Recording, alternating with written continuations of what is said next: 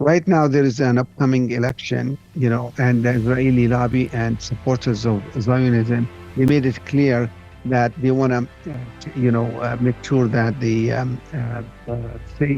challenge uh, those key supporters of Palestine in Congress, such as Jamal Bowman, Summer Lee, Bramilla, Jabal, Ilhan Omar, and Cory Bush, and of course Rashida Tlaib and others. So what we need to really bond with them, and we were trying to to take them from one community in one state to another, like in New York, Chicago, New Jersey, California, Washington, etc., etc.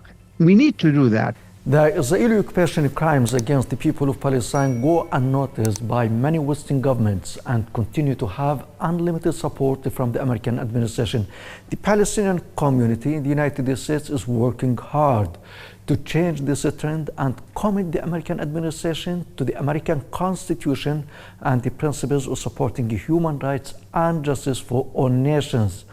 To talk more about that, I have with me Palestinian American activist engineer Maher Abdel Qadir from New York.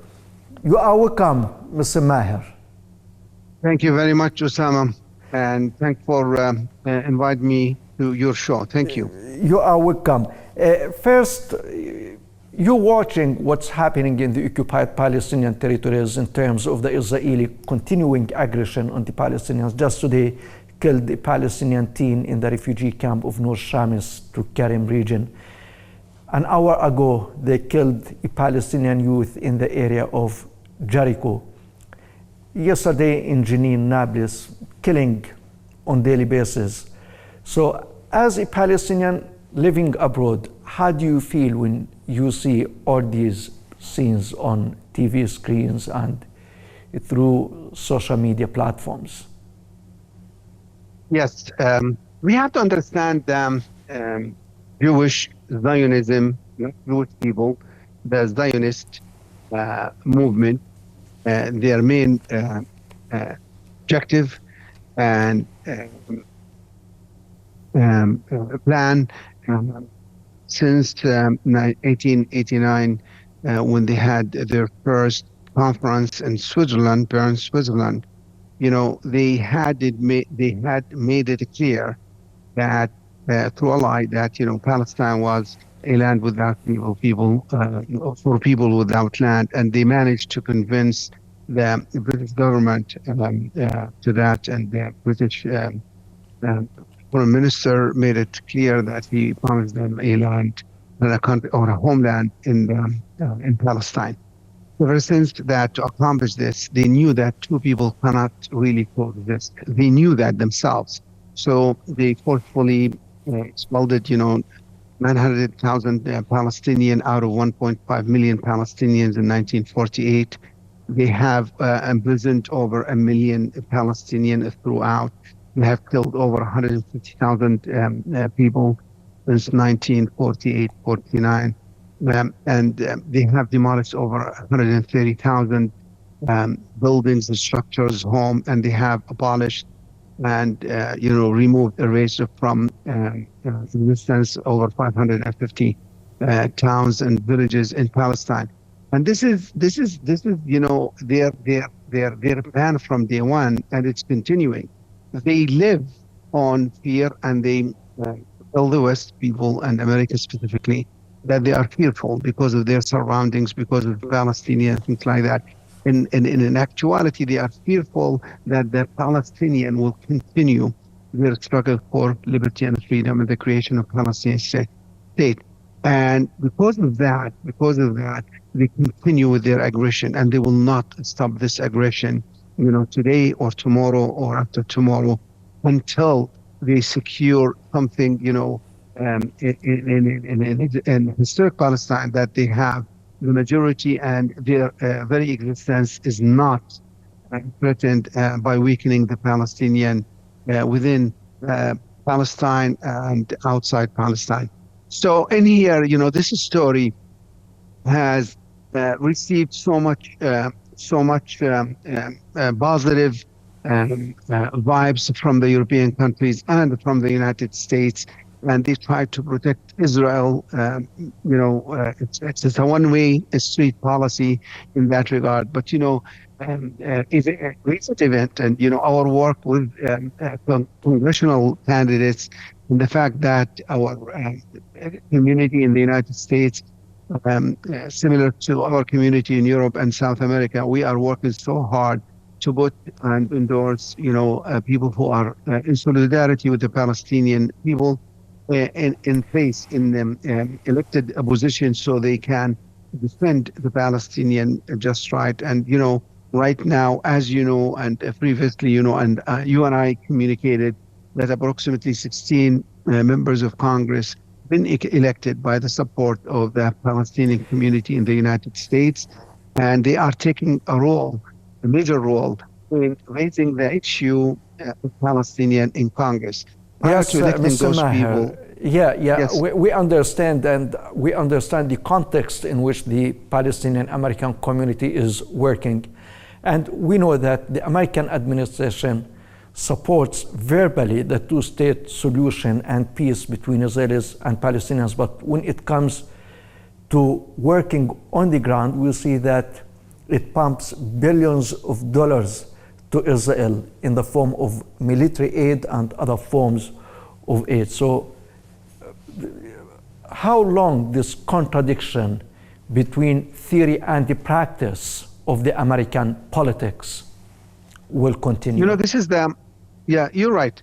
What you just said is a true statement, and it's going to continue for a while.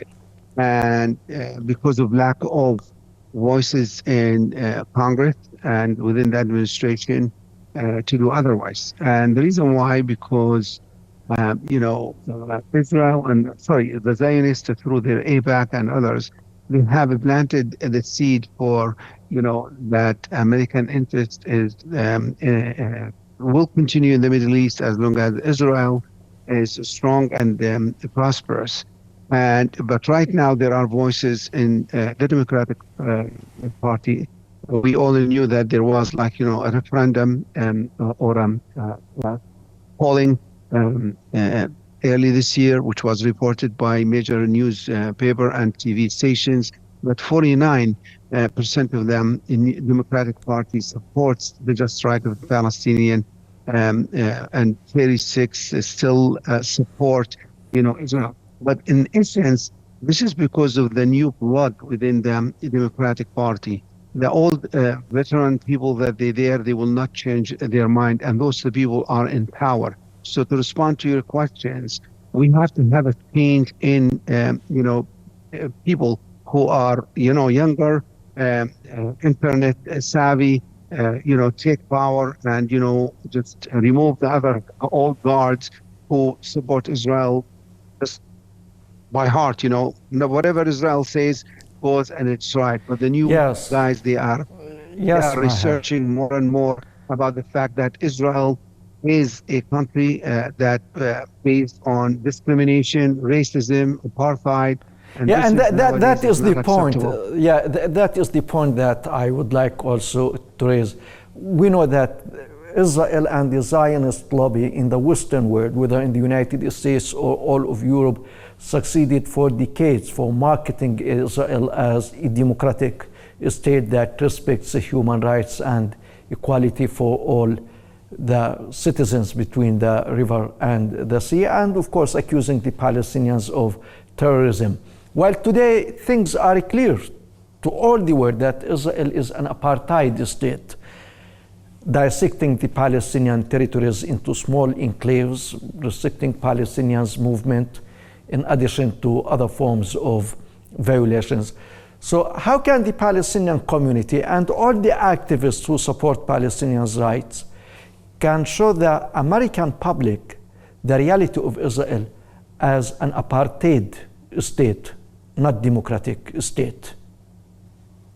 That's a very strong point, and you're right. The Palestinian community in the United States is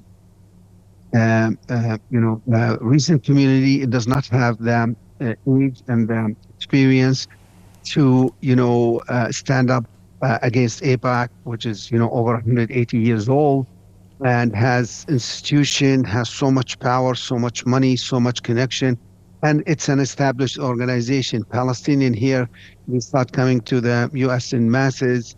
Yeah, around the early 80s, mid 80s, there are 600,000 Palestinians live in the U.S. versus 8, 9 million Jewish or Zionist. In addition to that, you have the Christian Zionist, about 30 to 40 million people who really are based on the religion. They believe in Zionism more than anything. They wanted Israel to be strong to bring the Messiah back. But to answer your question, as I said, our role is we have to take stories and try to publicize it in much stronger fashion. It's like being here, there was a conference recently where he said, that to the attendees, we have to have our own road and our own, way of life, and deprive the Palestinians from these things because we are threatened. And he was very very blunt about it, and this is the essence of apartheid, where one group of people, ethnic group of people, dominate another and deprive them from anything and everything. And this message, the Jewish people and Jewish lobby grabbed it, like Abraham Fox called Netanyahu and tell him, make your minister zip his mouth because he's hurting us in America and hurting the state of Israel, because he is in the public, in the open, promote and preach and defend, Israel being an apartheid state. And he is taking it as a normal thing.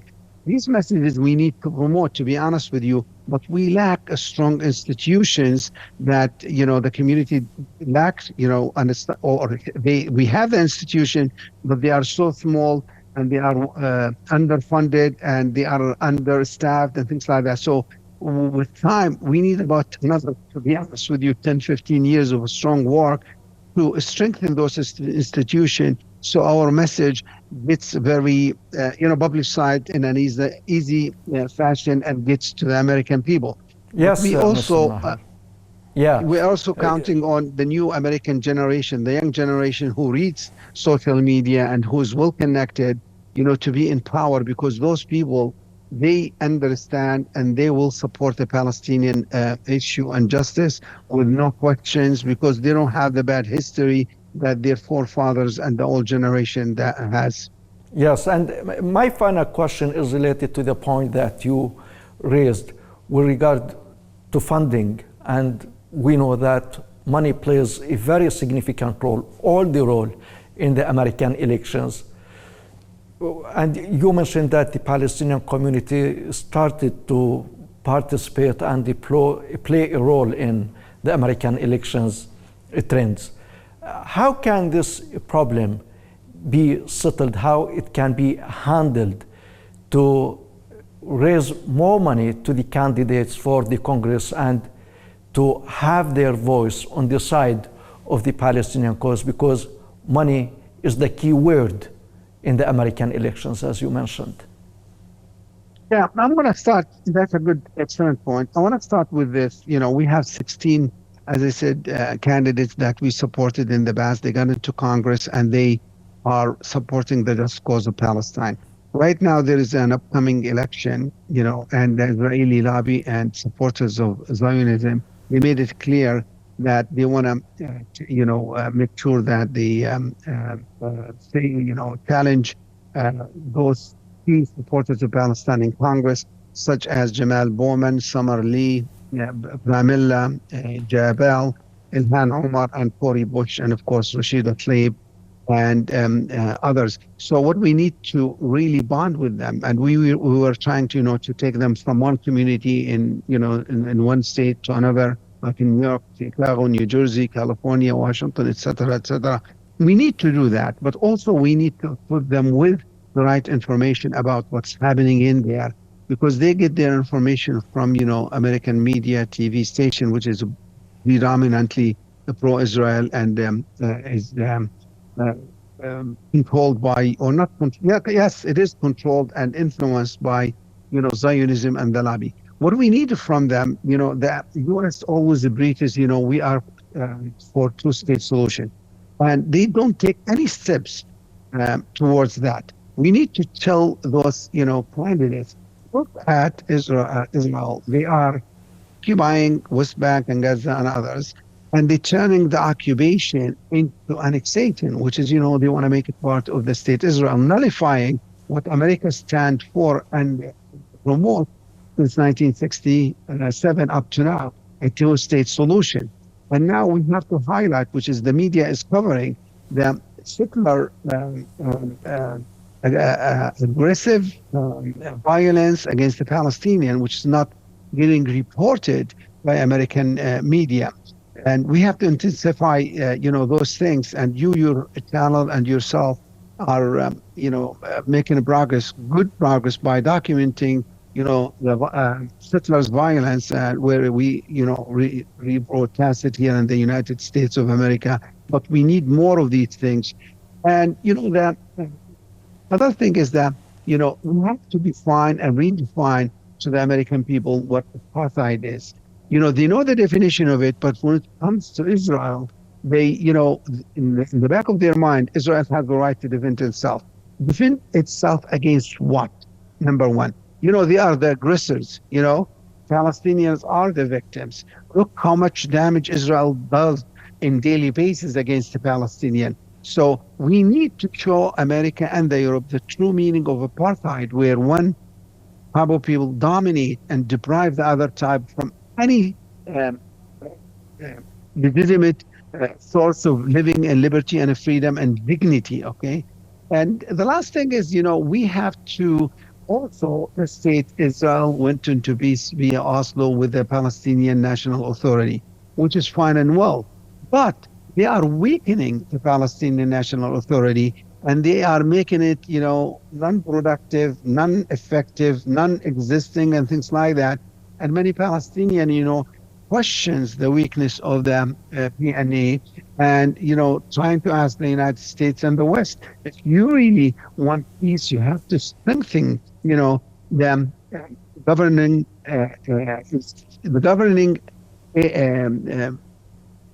personnel and people and politicians who are part of the governing body for the Palestinian people. Let's make them there, make them, serve their people very well, and just not put them there without any effectiveness or without any ability to, serve their people. So going back, those 4 points are very strong points that we need to work more and more in putting these points into the minds and into the agenda of people in the United States, elected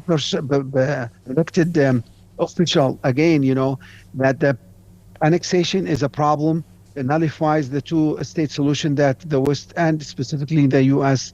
Promotes.